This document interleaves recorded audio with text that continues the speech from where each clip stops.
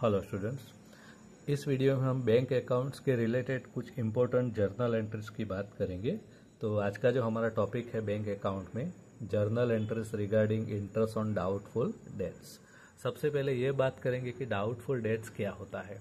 Generally bank का काम क्या होता है, हम सब जानते हैं कि बैंक का काम जो होता है वो उनके कस्टमर्स या तो मर्चेंट्स को लोन, ओवरड्राफ्ट, कैश क्रेडिट वगैरह प्रोवाइड करना ताकि उसके ऊपर बैंक को इंटरेस्ट मिल सके। ठीक है, तो जब भी बैंक अपने किसी मर्चेंट को या कस्टमर को लोन, ओवरड्राफ्ट या कैश क्रेडिट देता है तो उसको टाइम पे इंटरेस्ट मिल जाना चाहिए।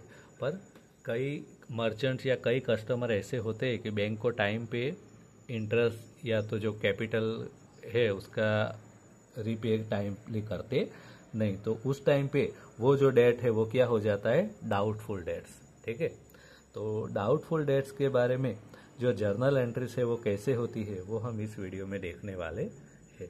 तो सबसे पहला number 1, interest accrued whose recovery is doubtful.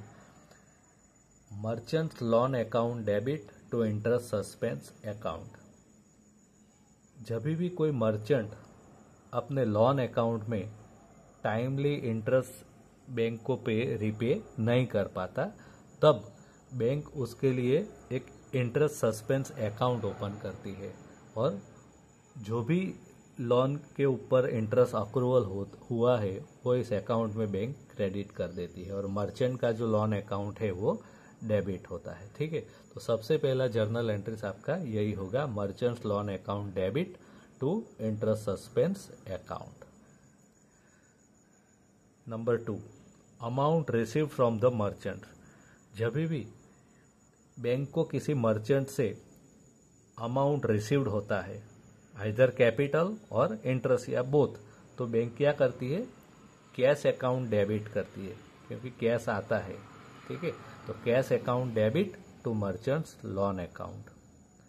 But ये कौन सा अमाउंट लिखना होता है, received amount, only received amount, यानी बैंक को जितना अमाउंट मिला है वही यहां पर लिखना होता है।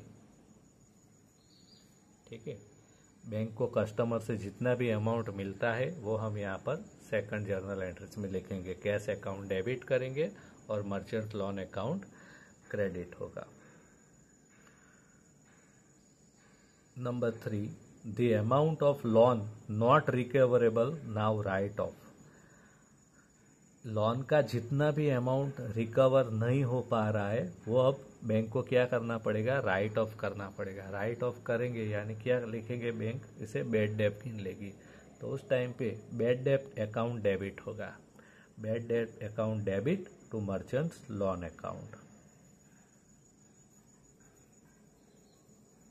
अमाउंट नॉट रिसीव्ड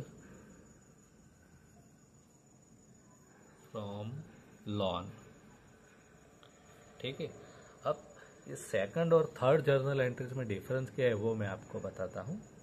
यहाँ पर only received amount of loan, loan का जितना भी अमाउंट आपको मिलता है वही यहाँ पे लिखना है और यहाँ पे लोन का जो अमाउंट नहीं मिला वो लिखना होता है। इंटरेस्ट अभी भूल जाओ, इंटरेस्ट का एंट्री बाद में करेंगे। ठीक है, सपोज मान लो कि लोन का अमाउंट 10 लाख रुपीस है। 10 लाख में से अगर 7 लाख रिकवर हुआ और 3 लाख रिकवर नहीं हुआ, ठीक है, तो ये अमाउंट रिसीव्ड और ये नॉट रिसीव्ड। ठीक है, कस्टमर ने बैंक को 7 लाख रुपया रिटर्न कर दिया, 3 लाख रुपया नहीं दिया, तो जो 7 लाख रिटर्न कर दिया वो यहाँ पे आएगा सेकंड जर्नल एंट्री में। कैश अकाउंट डेबिट करेगी बैंक और मर्चेंट का लोन अकाउंट क्रेडिट होगा। कितने अमाउंट से, रिसीव्ड अमाउंट यानी 7 लाख। और ये जो 3 लाख रुपया नहीं मिला यानी ये क्या हो जाएगा, बैड डेब्ट, लॉस है बैंक के लिए। ठीक है, तो बैंक उसे लॉस को क्या करेगी, राइट ऑफ करेगी। राइट ऑफ करने के लिए बैंक क्या करेगी, बैड डेब्ट अकाउंट डेबिट करेगी और मर्चेंट का लोन अकाउंट क्रेडिट करेगी। तो यहाँ पे कितना अमाउंट आएगा, जो अमाउंट नहीं मिला यानी इस एग्जाम्पल में 3 लाख रुपया जो मर्चेंट ने बैंक को वापस नहीं किया, ठीक है, वो आएगा। Number 4, amount received for interest. अब इंटरेस्ट की बारी, यहाँ तो कैपिटल की बात हो रही थी, अब इंटरेस्ट की बारी है। Point number 4, amount received for interest. तो उसके लिए इंटरेस्ट सस्पेंस अकाउंट डेबिट होगा। फर्स्ट जर्नल एंट्री में हमने क्या किया था, इंटरेस्ट सस्पेंस अकाउंट क्रेडिट किया था। यहाँ पे इंटरेस्ट अकाउंट ओपन किया था ना, वो अब क्लोज करने का टाइम आ गया है, तो यहाँ पे क्रेडिट हुआ था, यहाँ पे डेबिट होगा, interest suspense account debit. Suppose कि 20,000 था इंटरेस्ट, कितना था 20,000, तो 20,000 में से मान लो कि 15,000 मिल गया रिसीव्ड और 5,000 नहीं मिला, नॉट रिसीव्ड। ठीक है, तो 20,000 जो इंटरेस्ट है, तो इंटरेस्ट सस्पेंस अकाउंट यहाँ पर टोटल अमाउंट इंटरेस्ट का 20,000 to interest account, interest amount received, जितना भी अमाउंट आपको मिला है वो यहाँ पे इंटरेस्ट अकाउंट पे क्रेडिट होगा।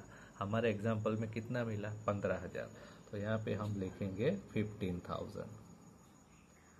And interest amount not received जो है, नहीं मिला, कितना 5,000, वो कौन से अकाउंट में क्रेडिट करना है, मर्चेंट्स लोन अकाउंट।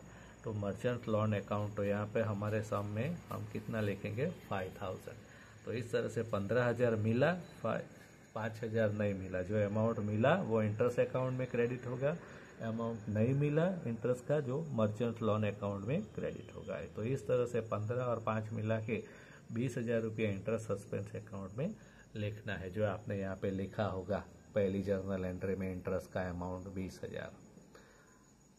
ठीक है, तो इस तरह से इंटरेस्ट का भी आपने लिख लिया।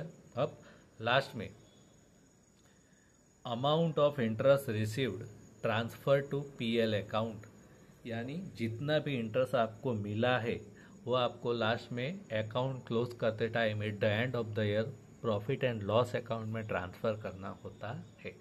तो हमारा जो एग्जाम्पल था उसमें 20,000 इंटरेस्ट था टोटल, 20,000 में से कितना रिटर्न हुआ, 15,000 रुपया अमाउंट मिला रिसीव, तो 15,000 रुपया जो है वो पीएल अकाउंट में ट्रांसफ़र करना पड़ेगा। तो देखो उसका journal entry, interest account debit to PL account profit and loss account, कितना अमाउंट हुआ 15,000।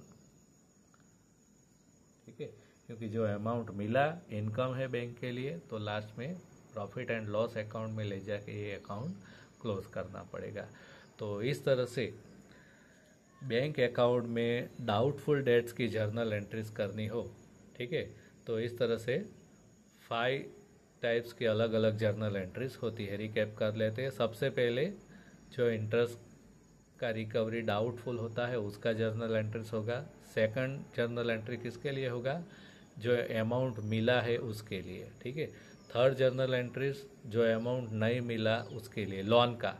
फोर्थ जर्नल एंट्री इंटरेस्ट मिला इंटरेस्ट नहीं मिला उसका। और फिफ्थ जर्नल एंट्री जो इसका इंटरेस्ट मिला वो पीएल अकाउंट में ले जाना पड़ेगा। तो इस तरह से आपकी जर्नल एंट्रीज यहाँ पर कंप्लीट होती है।